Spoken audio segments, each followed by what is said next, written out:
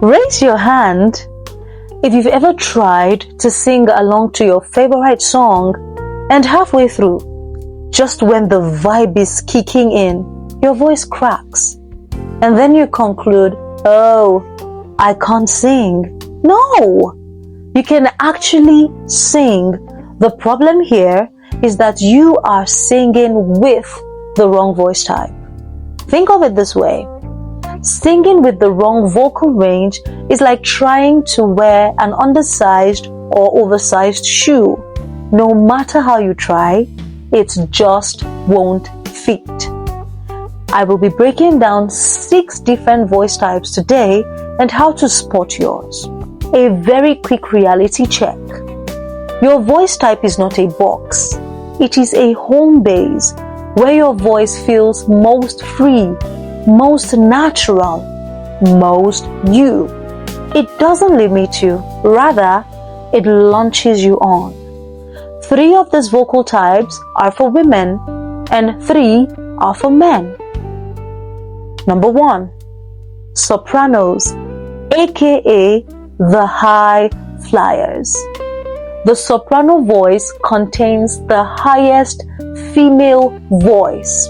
Think of the tone as bright, piercing, and very powerful at the top. High notes are easier than low notes. I want you to think of Kiara Shed or Ariana Grande. Now you have your soprano examples. Number 2, the mezzo-soprano, aka the middle powerhouse. This is the most common female voice type we have in the world. The mezzo tone is rich, warm, and strong through the middle range. A lot of women are mezzos and they don't even know it.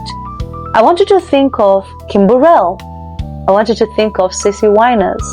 Think of Adele and think of Beyonce. These are examples of mezzo-sopranos. Number 3, the contra-alto, aka the rare gem. The contra-alto voice contains the lowest female voice type. In some choirs and everyday music, they are also known as the altos. The contra-alto tone is deep, dark, velvety, and unforgettable, one of the rarest voice types in the world. I want you to think of Jessica Reedy, think of Toni Braxton or Tracy Chapman. These are examples of contra-altos we have. Number 4, tenor, aka the high note hero. The tenor voice contains the highest male voice. The tenor tone is bright, agile, and built for soaring through melodies. In almost every musical or pop song, the tenor voice is the lead. I want you to think of Bruno Mars as your tenor examples. Number 5, we have the baritone, also known as the timeless middle. Just like mezzo-soprano, the baritone voice is the most common male voice we have in the world. The tone of the baritone is warm, authoritative, and naturally full. Most men are baritone singers, but they spend years trying to be tenors.